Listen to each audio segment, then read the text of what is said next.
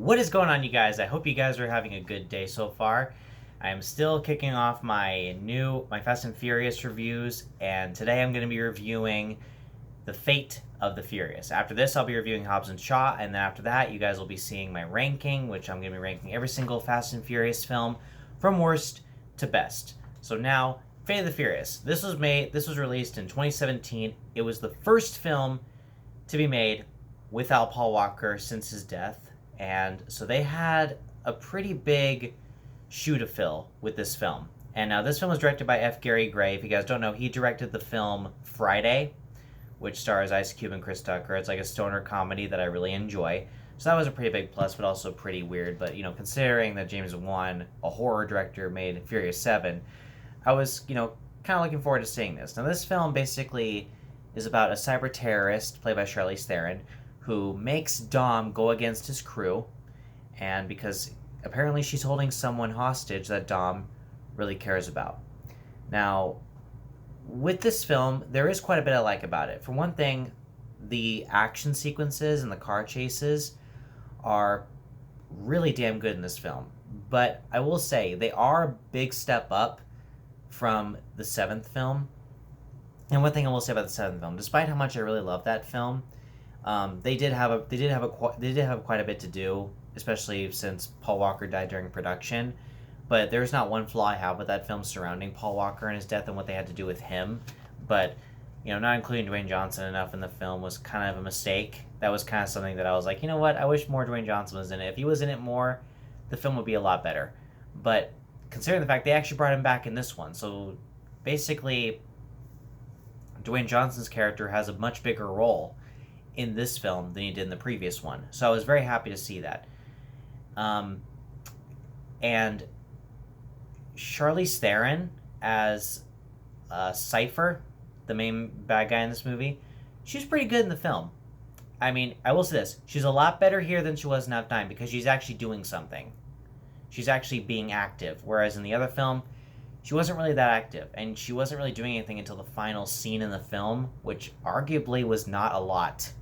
Not a lot she was doing. So that's why I found F9 pretty disappointing, especially because she wasn't doing enough in the film. And what they were able to do with that also kind of leads to my negatives, because there is one thing about Dom going against the crew and how it comes about that makes me kind of disappointed in this movie. For one thing, when at the beginning of the film, when Dom is talking to Cypher, and they are just having this little conversation, she shows him a cell phone, and Dom is looking at it like, and you can tell it's like, okay, she's obviously holding something from him that he loves, and when he goes against his crew, it's not really a surprise. If they had deleted that entire scene altogether, it would have been more surprising. It would have been a big surprise, but it's not. And that's one thing I don't like about this movie, is because that one scene, they didn't do it the right way, so that's why I did not end up liking that part of the movie. But him going against the crew was thrilling for the most part, because I kept on wondering, what is he going to do? Like, how far is he willing to go to get back what he loves? But is he willing to go far enough to try to maybe hurt someone on the crew or potentially kill someone? Because, he does hurt some people, but he never kills anyone. So I was like, how far is he going to go? Because that's what I was wondering. So that part was thrilling, but the way that they revealed it at the beginning of the film, that was not a good idea, to be honest. And also, because of that, I will say that because Dom is not with the crew, that does lead to another negative for me, because that, you could tell they were kind of running out of what they wanted to do with this movie, especially this franchise, because I could watch Furious 7 definitely over this film any day, and I did not like that. And also, Cypher could have been better as a villain, but I'm glad she was active, because when a villain is getting their hands dirty, it makes me feel a little better about myself. Because when you take the villain, like, let's say you watch Taken 2, that villain barely does anything. All he does is he tells Brian, hey, I'm going to take you here, and we're going to do this to you. I'm like, how come you're not doing it? because for those of you who don't know, in Taken 2, that guy's son, Brian, killed in the first movie. So it's like, if that's your son, wouldn't you be the one torturing him? He doesn't do anything. So if you guys ever watch Taken 2, you'll see what I'm talking about. In this movie, she's very active, but I wish that she had a little bit more to do, because she's basically just sitting behind a computer most of the time, and it's a little disappointing for me. And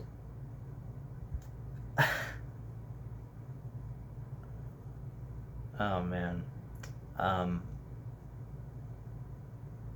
So really, that's all I can say.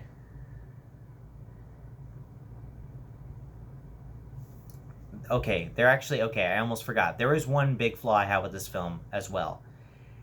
And it's the fact that Shaw is with the crew now. Because in Furious 7, Shaw was the main character, played by Jason Statham. He was the main bad guy in the 7th movie. And then now, in this film, they do reveal why Shaw was bad in the first place and why he wants to go against Cypher and help them. But they just rushed it to where they just meet up with him, and then within 5 minutes, they automatically say, okay, you're part of the crew now. I was like, what? Like, that was not a good idea for me, because if they had introduced that he was going to be working with them now, and they they hate him in the beginning, and then they slowly grow to trust him over time, it would have been a little bit better. It would have been much more of a easier flow with that character arc, because like they do reveal why he was bad in the first place, but it was so rushed and so quick that I'm like, you know what? I honestly don't believe that they would hire him that quick or make him part of their crew like that. And plus, even though that he does save Dom's son at the end of the film, it's like, what, all of a sudden he's earned his respects? He's earned Dom's respect? Didn't get it too much. I didn't fully understand it. So, all in all, you guys, this is an enjoyable Fast and Furious film that I do really enjoy watching. I enjoy it more than most of the Fast and Furious films in this franchise, despite my flaws with it. And it is a film that I don't think they needed to do, especially after Furious 7, because I do believe that Furious 7 could have been the perfect ending to this franchise. And I'm not just saying that because other people have said it, because after I've watched every single film in this franchise already, and after watching Fate of the Furious and Hobbs and Shaw and then F9, I'm like, you know what? They should have stopped at 7, because that would have been the perfect ending to this. But guys, if you're ever interested in watching this movie, I do recommend it, and I'm actually going to give Fate of the Furious a B. So guys, thank you very much for watching. I will have my Hobbs and Shaw review up pretty soon, and then after that, you guys will see my ranking of all these films from worst to best. Please subscribe, like, share with your friends, and I'll see you guys next time.